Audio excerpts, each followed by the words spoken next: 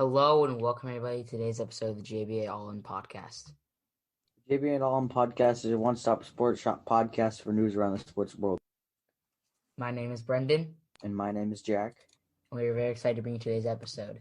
So to start off in the hot topic, the hottest news story around the league right now, around the world right now, in all of sports is Matthew Stafford being traded to the Los Angeles Rams. It was speculated he was going to be traded. He then demanded a trade, and but the Rams weren't a team that many people, I think, expect him to go to. A lot of talk around the Niners and the Colts and the football team and the Patriots. You didn't really see much of the Rams thrown around in there, but they were the ones who ended up coming out on top, and they outbid every other team. And so, Jack, what are your thoughts on this trade? How do you think this helps or hurts the Lions, and how do you think this, helps or hurts the Rams? Obviously, the Rams going, trying to win now, and the Lions clearly going into a rebuild. Why did I leave a Discord call? Okay, never mind. I think both teams came out with a victory here. Some bigger than others. I definitely do think the Lions won this trade more than the Rams, if I'm being completely honest. The Rams, they get Matthew Stafford. I'm pretty sure that was the only part of the deal. I'm looking at the deal right here. It was the Lions sent Stafford to the Rams in exchange for Rams' first-round picks in 2022, 2023, a third-round pick in 2021, and Jared Goff. So I think the Rams are giving up a lot for him right here. They've got one of the best defenses in the league, but with the departure of Brandon Staley, this isn't going to be a thing anymore. They're not going to be the best defense, in my opinion, because Staley was, such a polarizing defensive-minded coach, and they're still going to be one of the best defenses, but I don't think that they're going to have that same defensive thunder. But this is definitely going to add a lot of weapons to the offense. I think the main problem with the offense was Jared Goff's inconsistency.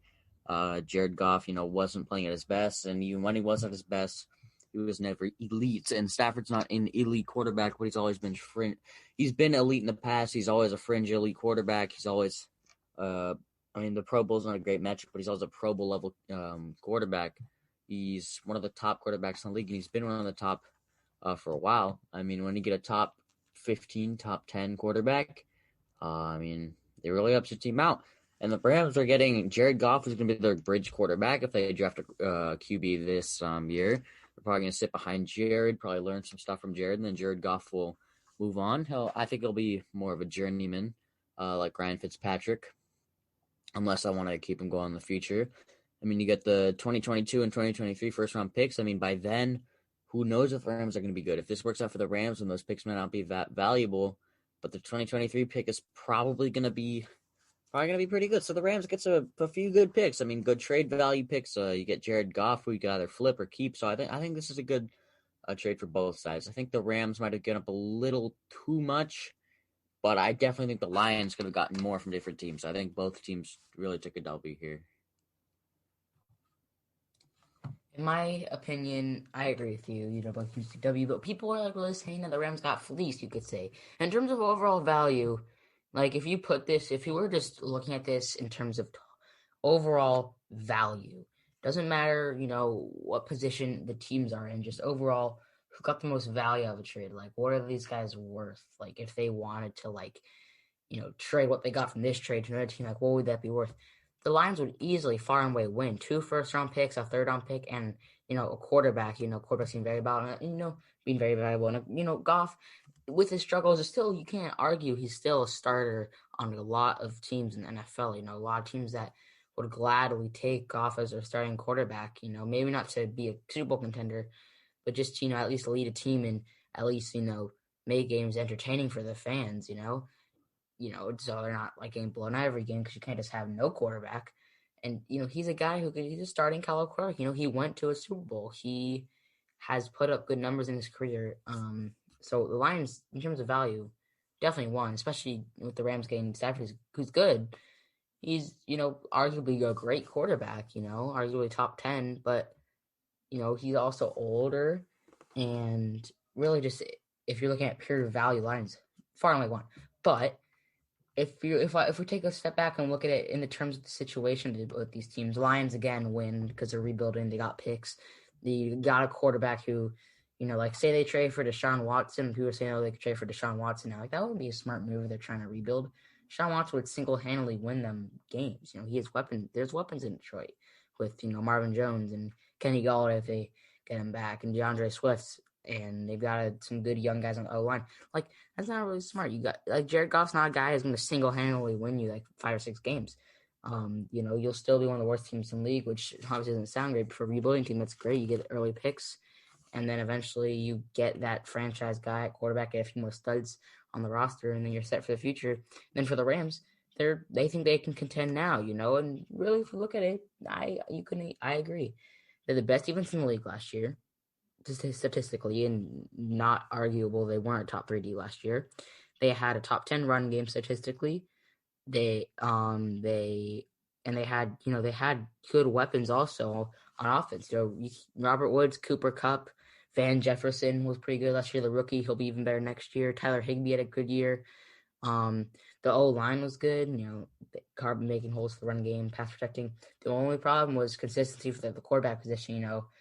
Like for example in the playoffs, Jared Goff threw for under 50% completion percentage, and while he did have a broken thumb, which is and once again, let me say this, that the Rams are really close to being a contender. They're one of those teams right hand in hand with, I feel like I would say, the Colts this year, or you could also say, the Niners are just a quarterback away. The Rams proved it. They went to division round with a quarterback with a broken thumb. The Colts almost knocked off a contender in the wild card round, the Bills. So the Rams finally got their quarterback, and the one issue, though, is obviously, like you said, Brandon Staley leaving, and guys like Troy Hill and Darius Williams aren't going to play as well as they did. I think they really worked in Staley's system, and we'll see. But I think if they're able to hold on to most of their defensive starters and, guys who get significant roles on the defense, they just get good continuity going into next year on that defense. They could still have a, top 5 defense just because while they may not have the same system, they're still playing with all the same guys, which could, and then might just be those guys who kind of broke out last year might have been a product of playing, all together, and they might just really meshed well together. And that's really what you hope for. You have to hope for as a Rams fan. So moving into our next topic. So we haven't talked about the NBA in a while. So let's talk about it now. We talked about the Harden trade, but besides that, we haven't really talked about how other teams are really doing right now. So we're just going to go around. We're each going to talk about, 2 or 3 things that we think deserve talking about. So I'll go first. I'll start with what I think is a bit of an interesting situation in the top of the Western Conference with the Clippers currently sitting at the 1 seed. This is being recorded on February 1st. Happy February. After all the games have finished on February 1st. So currently the Clippers sit at number 1. The Jazz and Lakers are 2 and 3, and then the Grizzlies an odd spot at 4, but they are well behind the top 3 teams. So really, it's those top 3 teams: Clippers, Jazz, Lakers, and the Nuggets are creeping up a little bit, but they're still a little bit behind. They're still at the 4th seed. They have won a lot of their recent games though. But Jazz, who almost won 12 straight, they did lose to the Nuggets though. That was an insane run. I think they definitely proven. I feel so embarrassed that I put them out of the playoffs in my preseason predictions. That was a bad prediction. I mean, who knows? But still, that was a bad prediction. They're doing great. Clippers, I also think, surprised me a little bit. I thought they would have regressed. They did not. But we'll see what happens come playoff time. And the Lakers, who they've hit a rough patch recently. They've had some rocky games. They lost to the Sixers. They lost to the Pistons back to back. And they sneaked out some close games like against the Cavaliers and the Celtics. But they're going to get back in a roll. This is a great team, and they're going to get back in a roll. And it's fine. So that's why I think for the top of the West. I also think the top of the East is also very interesting. You right now really have 6 teams right now that are good enough to be a top 4 seed. You have the 76ers, the Bucks, the Nets, the Celtics, Pacers, and the Hawks, who are all within, if you take the 76ers out of the equation, they're 2.5 games ahead of the rest of them. They're all within 2 games of each other. The Bucks, Nets, Celtics, Pacers, and Hawks. And while I think the 76ers are a good team, I don't think they're that far ahead of the rest of them. The standings does say otherwise, but I think the Bucks, the 76ers aren't a lock for the 1 seed though. But it's been very interesting recently. The Bucks have been the Bucks. They've been winning games. They did lose 4 of their last 6 games in January, but they came out and they started strong in February with a blowout win against the Blazers. The Nets, obviously, they're just been great. I mean, they've been winning games. They've been doing it convincingly, and they're just a great roster all around. Defense could be a problem. You don't see opponents scoring less than like 115 most games against them, but their offense is good enough to accommodate for that.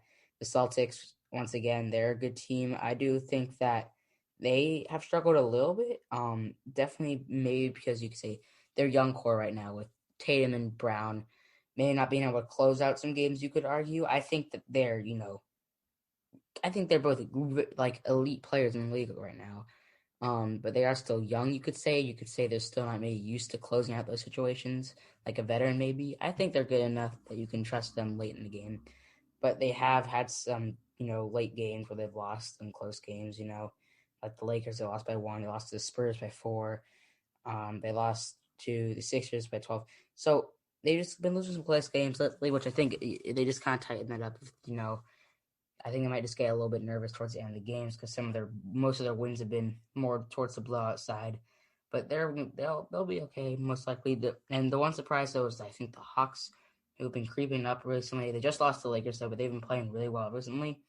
They've been beating some good teams to beat the Clippers. You know, they've really been beating some good teams. They've also beat 76ers as well. But they're also still, I think, a team that's not going to end up in the top 4 seed. But right now, they're very close to it. And then also the Pacers, my team, who just blew. We're not going to talk about what happened to the 76ers. I mean, they were outscored 31-6 in the last 8 minutes. The Pacers were to lose 119-110. Like, you can't. It's hard to fathom that they were winning by that much with 8 minutes left. And the 76ers scored 31 points in the last 8 minutes. The Pacers scored 6. The Pacers' last made field goal came with over 5 minutes left in the game, which is just terrible. And honestly, while they started off the season hot, they're not looking so great right now. January was not very kind to them. For every win they had a loss pretty much. They lost, they won, they lost, won, lost, won, lost. They had more losses than wins in January. It was not a good month for the Pacers basketball. You got to have a good stretch coming up here with a manageable schedule. You got a couple tough games, but then after that, you have a very manageable schedule against the Pistons, Hawks, Bulls, Timberwolves, Rockets, Spurs. You gotta win like all the games. You gotta beat the teams that are like the verge playoff teams. You can't lose to the Hornets like they did. You can't lose to the Raptors like they did. And that's gonna be tough for them.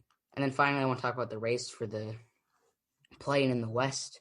So the East right now, the race to play-in is full of teams. Don't really expect to be playoff teams like the Knicks or the Bulls, Hornets, the Cavs. They're all under 500, but they're all currently in the playoff picture, at least in the play-in picture.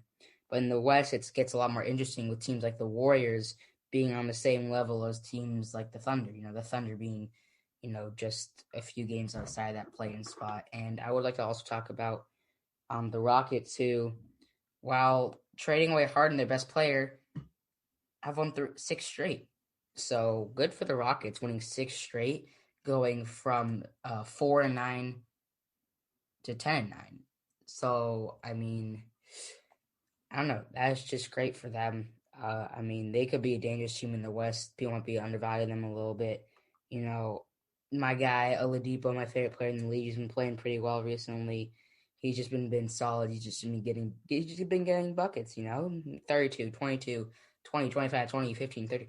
He's just solid every night. And then obviously you got some of the studs like, John Wall explodes some nights, and then obviously Christian Wood, who's a most improved player of the year candidate. And I also want to talk about the Sacramento Kings, who are a team that I am fond of, they've almost, not quite, they have almost won 5 straight. They have 1 loss in there, which is a 1-point loss to the Heat, which very easily could have been a win.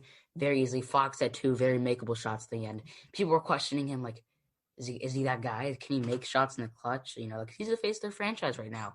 And if you have a guy, and he's still only 23, but he also has experience in the NBA. He's been playing in the NBA since 2017. This is his 4th year. So he has experience being only 23, and that late game for him was pretty bad. But he came out tonight and absolutely destroyed it late game. He scored 14 of the Kings, he scored 14 straight points for the Kings to pull the game away against the Pelicans. While the Pelicans are not a very impressive team so far this year, you can't deny they have a good roster, and it's just score, and also the fact that they prioritized on getting the ball out of his hands, and he was still able to drop 14 straight points on them. And I think that this Kings team, while they're nowhere near contender, and it probably won't be for who knows how long. They haven't even made the playoffs in almost 2 decades. They have a young core of players that even if they don't make the playoffs this year, definitely contending for it next year. It's gonna be a slow process. I think they keep Coach Walton around and just stick it out and hope that the franchise finally gets a little glimmer of success. And now we are going to move into a new segment called Coaching Carousel. So NFL offseason, NBA offseason, coaches moving around, getting hired everywhere. So let's start. We're just gonna talk about the NFL hiring so far. Most of the pretty much all head coaching vacancies has been filled. We're gonna cover 7. We're gonna cover the head signings for the Chargers, Jaguars, Falcons, Lions, Eagles, Jets, and Texans. So let's start with Brandon Staley to the Los Angeles Chargers. So Jack, take it away. Our Chargers fan, what do you think of this signing? Well, obviously, I'm going to be somewhat biased since I'm a Chargers fan, but I think this is probably the best head coaching. This without a doubt was the best head coaching job available because you've got Justin Herbert. I mean, you could make the claim for some other teams with a little bit more cap space, but in my opinion, having Justin Herbert, having we don't have the most cap space, but we're up there with the most cap space. We went down a little bit after signing Joey Bosa to that massive extension, which was the right move because Bosa is still an elite, and I mean elite, defensive player. But Brandon Staley, I mean, most of us wanted Brian Dable, but I think after learning more about Staley, who is a little bit of a quieter coach, I think we all just immediately went, Staley was the best choice. Brandon Staley had the best defense in the league. He kind of whipped up a group of not elite members of a defense. I mean, obviously you've got Aaron Donald, the best defensive player, and one of it, don't get mad at me for this, but one of the best defensive players of all time. I think we can all agree on that. And Jalen Ramsey, who's one of the best, or is either the best corner or the second best, depending on if you think Jair Alexander or Jalen Ramsey. And then a bunch of other, I'm not going to call them no names, but, a pretty solid defense, which probably would have been a middle tier, lower tier defense. And then he got to be number 1. I mean, his defensive scheme is unmatched, unrivaled. And I think this is a great opening for the Chargers because their defense was good last season. On paper, if you look at the depth chart, we have a good defense. It's just that the play calling under Gus Bradley was not good at all. He was too conservative with his play calls. We would get ahead in leads, and he just run like a cover 2, and we get torched every single time on third downs. Just get torched every single time. So now that Brandon Staley will be taking over play calling, I think it's going to be much better. And he was a quarterback in college and a fairly good one at that. So he's really going to help Justin Herbert. I mean, you can complain about the other signings, offensive or coordinator, defensive coordinator. I mean, Joe Lombardi, I think that's a good signing as well, but that's not about him. I think just the staff is pretty well-rounded right now. And I think Staley, I mean, he's got the work ethic. He's got the drive. He wants to get to know his players. He's pretty much a gym rat of football. Was watching film. He really has a passion for the game that, is pretty much unrivaled in my opinion. I mean, again, I'm biased, but I think this is a great hire. I mean, we'll see what happens, but Staley couldn't or may not be the future, but I definitely think Staley's going to stick around for a while, and he's going to bring us some success. I'll keep it quick. You touched on it, maybe they should have signed, Brian Dable. Maybe they should have signed Eric Bieniemy.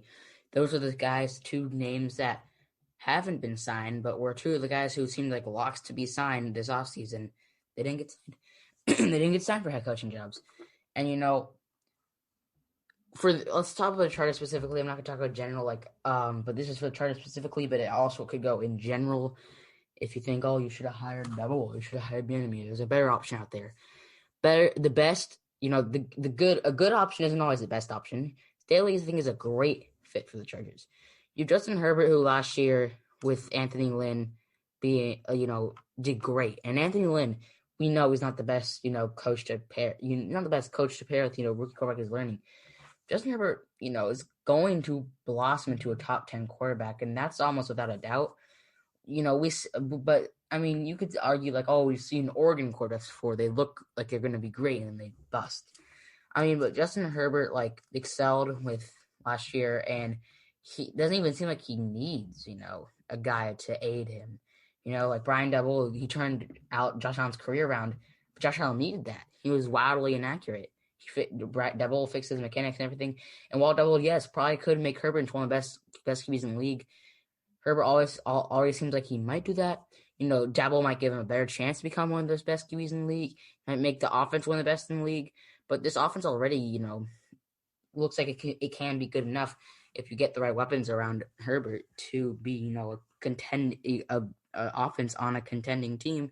And Staley, look, the defense might have been trash last year, and it might have been a bad defense for the last few years. But Staley took a Rams defense who lost a ton of their players, over the last couple of years. They don't have Marcus Peters anymore like they did 2 years ago in the Super Bowl run. They don't have Talib. They don't have, a lot of guys that they had that were big-time playmakers for them on defenses that, weren't even like – they weren't like elite defenses. They were good defenses. They weren't like elite defenses with all the studs they had on there.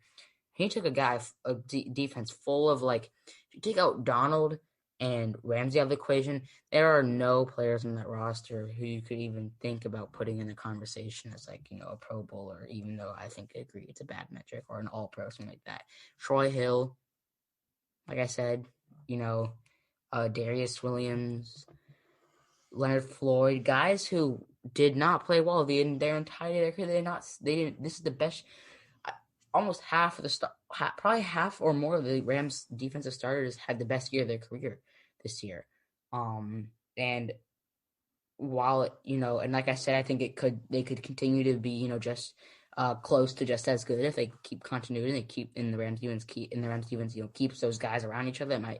I think Staley definitely had a big part to play in that, and he can definitely help this defense, which I would argue is better in terms of talent-wise. You do have some aging guys in there like Hayward and Chris Harris, but you have Joey Bosa, who is amazing.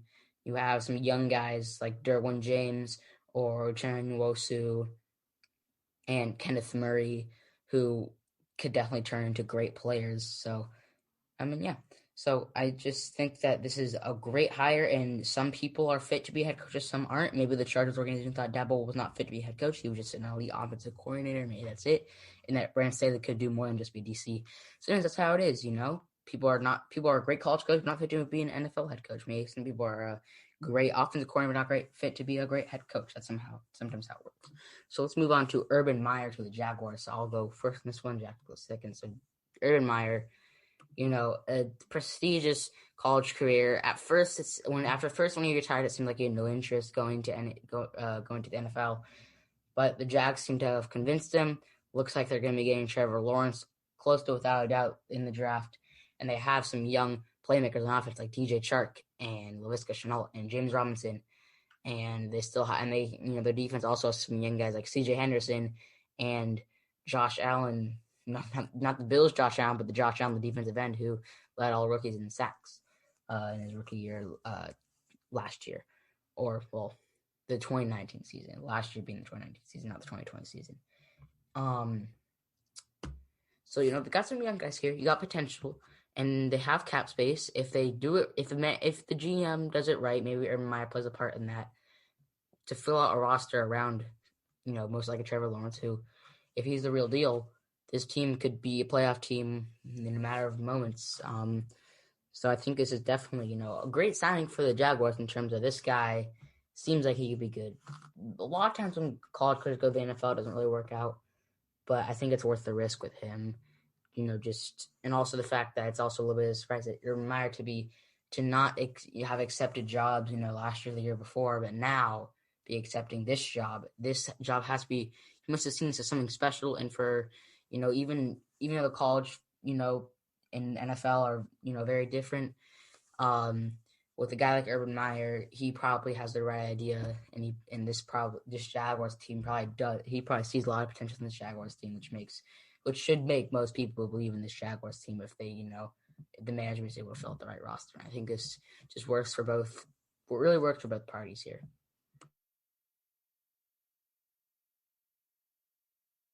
Yeah, I mean, I think Urban Meyer is probably the last coach that we're going to spend a lot of time on, but I think this is a good signing.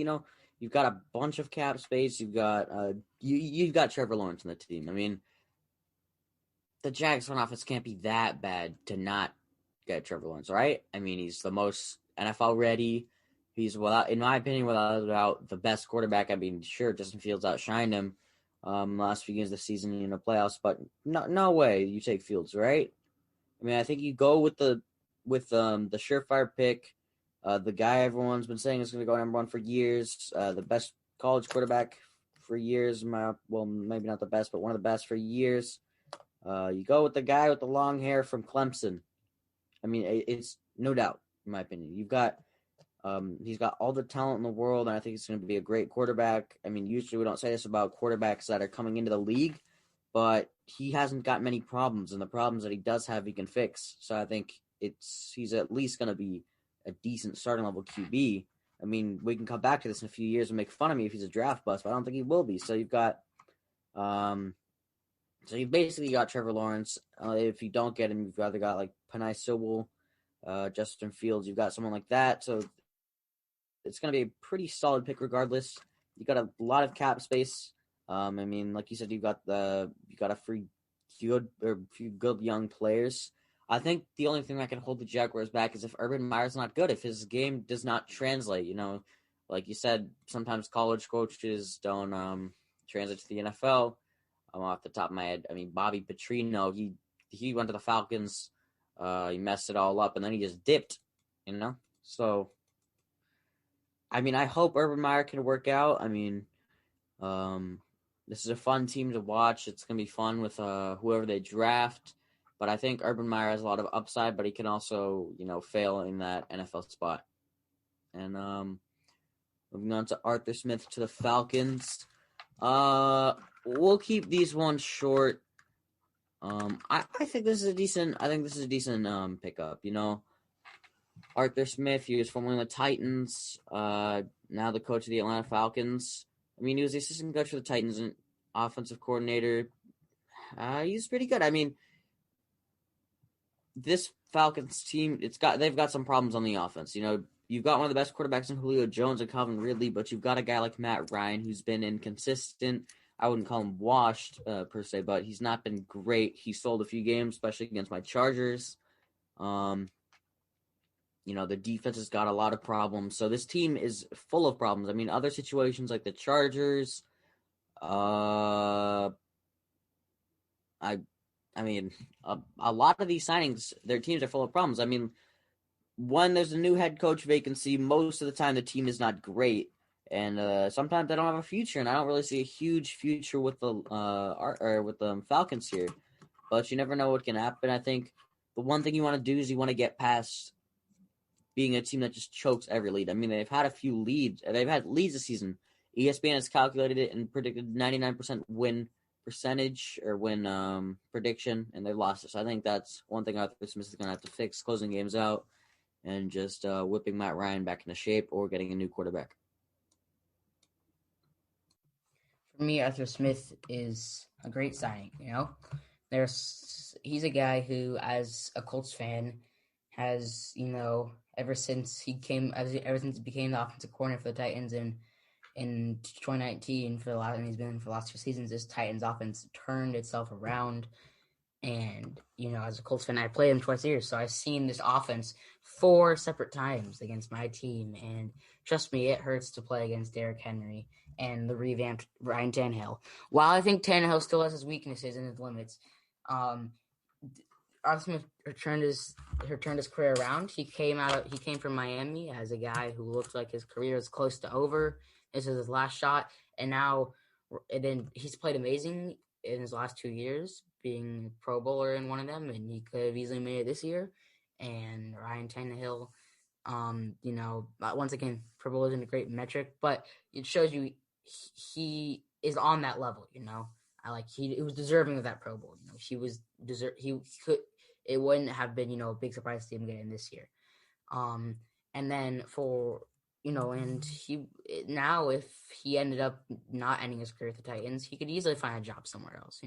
Just shows you what Smith is able to do with Ryan Tannehill's career. And also Derrick Henry took a huge jump from 2018 to 2019. As soon as he came in, he went from having 1,000 yards the next one season to 1,500 the next, and then now taking an even bigger jump this year. And Derrick Henry, like why I said Ryan Tannehill still has limitations, he's still great. And also Derrick Henry, though, he does not have many limitations. We played him on Thursday night, and it felt like a success when we held him to 100 yards. He held him to 100 yards. That's a century mark, and that's a mark that running backs are, proud of to get to.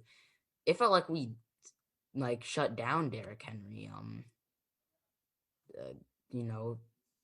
that 100-yard game. Colts defense, one of the best run defenses of the last few years.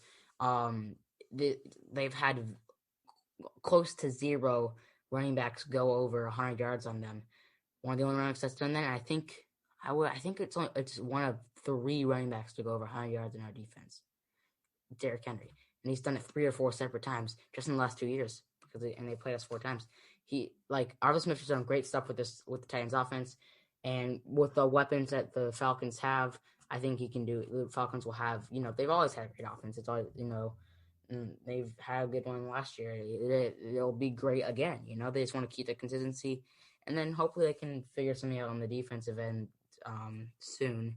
It's a weird team in the sense that they seem like they could win more games than they do.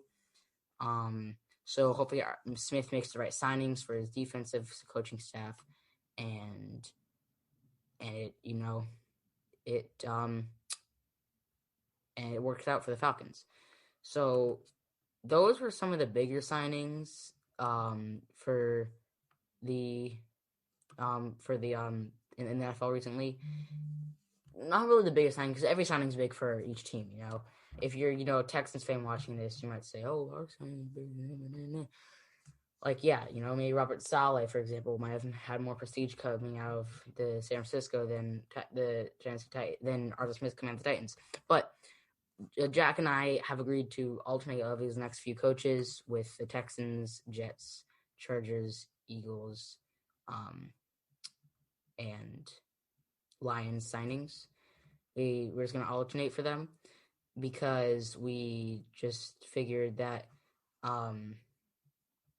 those were really the guys that we wanted to cover. Those 3, we each wanted to have a say in those 3, the guys we felt pretty passionate about. And now we each kind of have guys that were like, oh, okay, you can have that one, So I'll start off with my first of all alternations with Nick Sirianni going for the Eagles. I'm doing Sirianni because, coming from the Colts, Eberflus is supposed to be the guy who was going to get hired, but he didn't, which I'm a little glad, With Reich being an offensive coach, it kind of makes the Sirianni leaving a little less. It doesn't hurt as much as if Eberflus left, because then we'd have to find a whole new defense coordinator. And also, I really like Marcus Brady, our QB coach, he's done marvelous things for our quarterbacks. Brissett is a guy who does not win 7 games and could have very easily won 9 games if Adam Vinatieri didn't have the worst season career that year. If it's not for the quarterback coach Marcus Brady. Also, rumor has it that he's done phenomenal with Eason in his development, and while Eason may not be ready yet, he's far more ready right now than he was when they drafted him. Mostly doing part to Marcus Brady, so that's why I'm okay with it. But Nick Sirianni, not no respect to him, he was a great offensive coordinator. His press conference was kind of it was a little bumpy. Bumpy, he might have had a little bit of an anxiety, he might have been a little nervous, and that happens, people have trouble speaking. I'm not saying that he, is like the scary guy, he can't go in front of a crowd or something, but this is his first time, having a head coaching job. This is a little different than, like, for example, Urban Meyer. Urban Meyer's been doing this for almost his entire coaching career. He's been doing this for years. If he went up there on the podium, he could nail it because he's done it before, you know. Um, but Nick Sirianni hasn't done it before, and while you could still say, oh yeah, he still should have done it. Yes, it wasn't great, regardless of what his experience in his position is. Um, but and while that isn't a great sign, and while I think he's in a bit of a icky situation here with the Eagles and their cap space, and not really having that many weapons on offense to work with, all you really have is Jalen Hurts and Miles Sanders. Miles Sanders can't stay healthy, and Jalen Hurts, who really knows with him? Is he really going to be that guy for the future? Maybe he can work with him. The defense obviously is back. He's not in a good position, and I don't think it'll be it probably won't be that great with him. But he's been steadily climbing up the ladder of coaching. He started in college, and he was on the Chiefs for a while, and the San Diego Chargers, and then Los Angeles Chargers, and then the Colts, and now the Eagles. And it was a bumpy press conference, but he'll be okay. He knows what he's doing on offense. He really, really, really helped the development of Jonathan Taylor this year. Also, with most rookies that they get, and Michael Pittman, as you can see, like all the rookies, all their offensive rookies steadily progressed through the year. As opposed to maybe some defense rookie like Blackman was just kind of, maybe you could say he regressed through the year, but rookies progressed through the years. He did a good job. Bumpy press conference is in a bad situation, but if I'm an Eagles fan, this isn't a bad signing. It may not have been the best signing, but it's not terrible, Like this could hit big, but some people aren't fit to be a head coach, and I have a weird suspicion he's gonna be one of those guys, but I hope not. I'm rooting for Nick Sirianni as a former Colt coach. Okay, moving on to our next coach, Robert Saleh of the Jets. I mean, this is big. This is a big one for the Jets. I mean, Saleh's a great signing. I think he was probably one of the best coaches here. I mean, I think he was probably the second best coach here. I mean, he obviously went to the Super Bowl with the 49ers. He's a player's coach. I mean, Anthony Lynn was a player's coach, but he was more offensive minded, especially with the run game, which didn't work out. But Robert Saleh is a defensively minded coach. He was a defensive coordinator for the San Francisco 49ers, and he seems like a good dude. He's invested. He loves football. He loves the game, and he loves his players. He really wants to get his players fired up. He's a very vocal guy. And I think this is a great signing. Saleh, that 49ers defense was scary. I mean, when they're not injured, the 49ers are one of the best teams in the league, and they're just a quarterback away from, I think, another Super Bowl trip. And Saleh seems to be putting together a pretty good staff. I mean, they've got a crap ton of cap space, and they didn't get the first overall pick, but you're definitely going to get someone that's going to be pretty good. I mean, you can go for Sewell as a safe pick. You could go with Fields. You could go with Mac Jones. There's really anyone probably but Trevor Lawrence. And if Trevor Lawrence falls to you, then wow, you are very lucky. And Saleh's going to have a great time with that. But I think that this is one of the best signings, honestly. The Jets, I mean, they kind of choked the tank, which shows that they're not horrible. They've got Mims.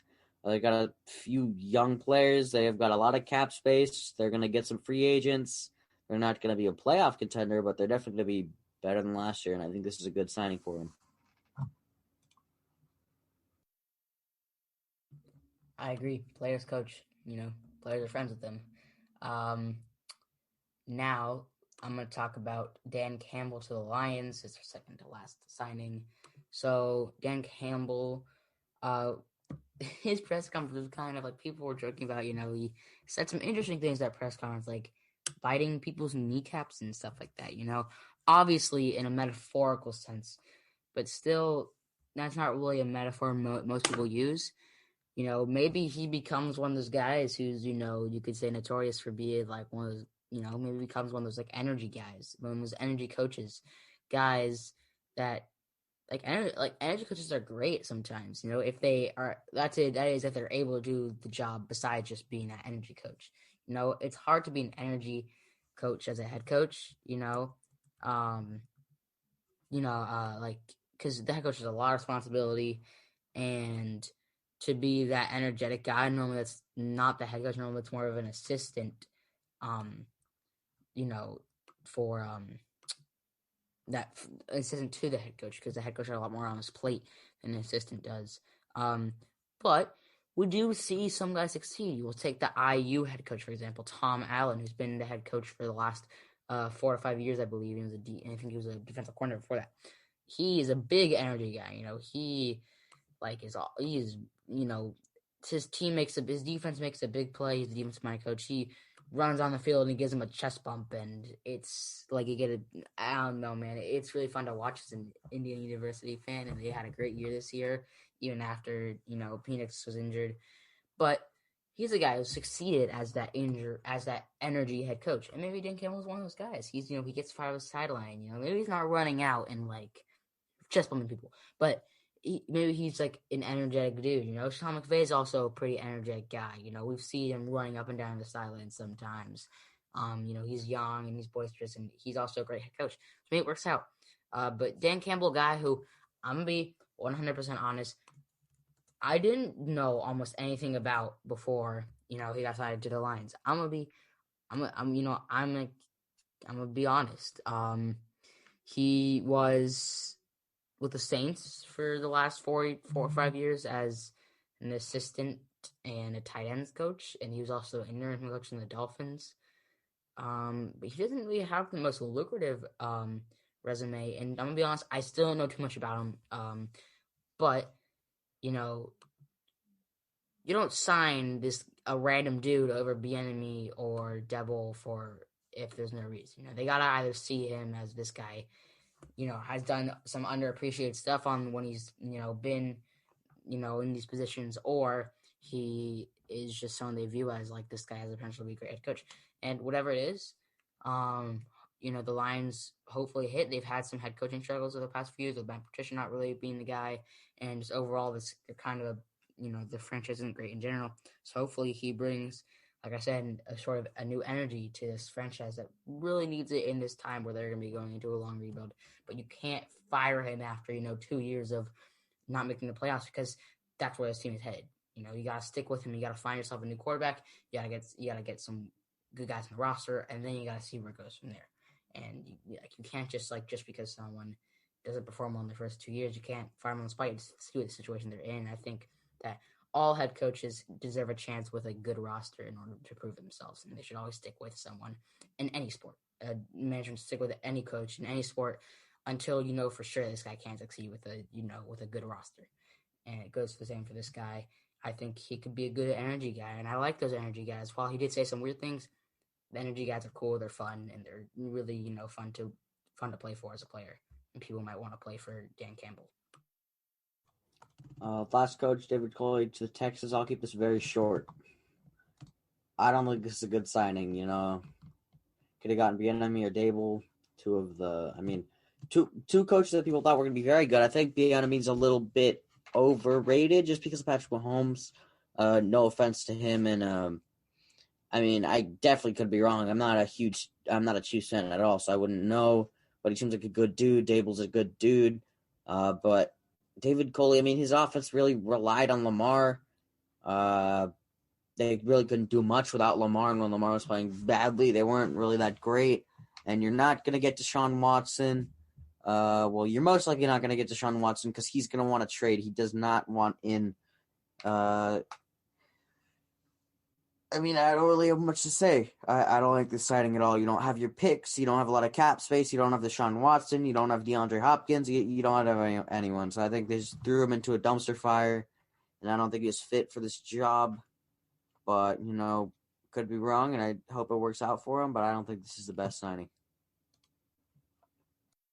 So now to move to the question of the episode. The question of the episode is, what are your thoughts, Jack, on the MLB's 154-game season proposal? So this was a proposal for a 154-game season, along with adding the DH permanently back to the NL, making the playoffs 14 teams. So it'd be the three division winners would get a bye, and then the 4 wildcard teams would duke it out in each league.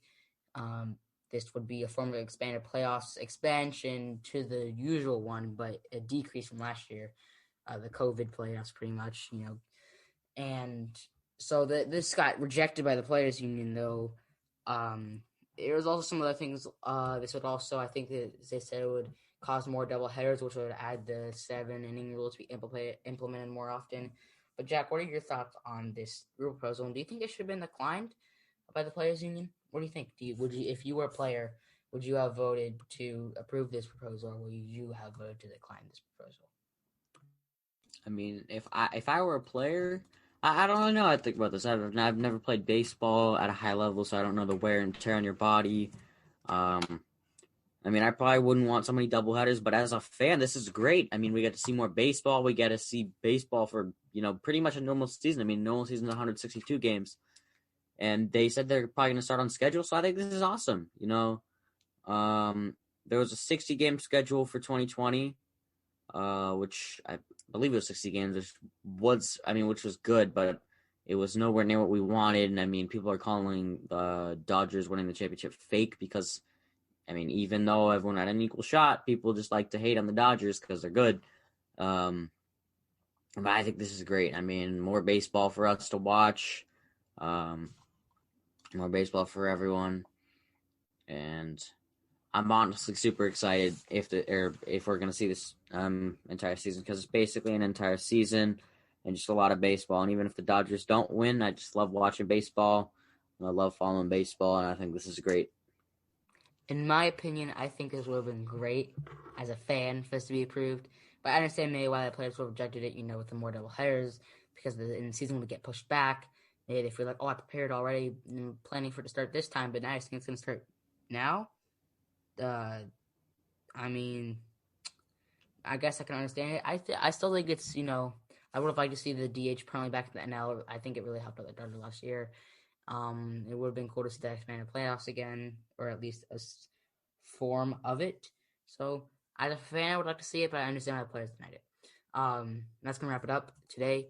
And for our episode, we'll be coming at you with a Super Bowl preview before the Super Bowl, and then a Super Bowl review after the Super Bowl. We're very excited for the Super Bowl coming up in just 6 days at the time of this recording. It would actually be over by now at the time of this recording. So more like 5 days. So yeah, we'll see you in the next episode. Bye.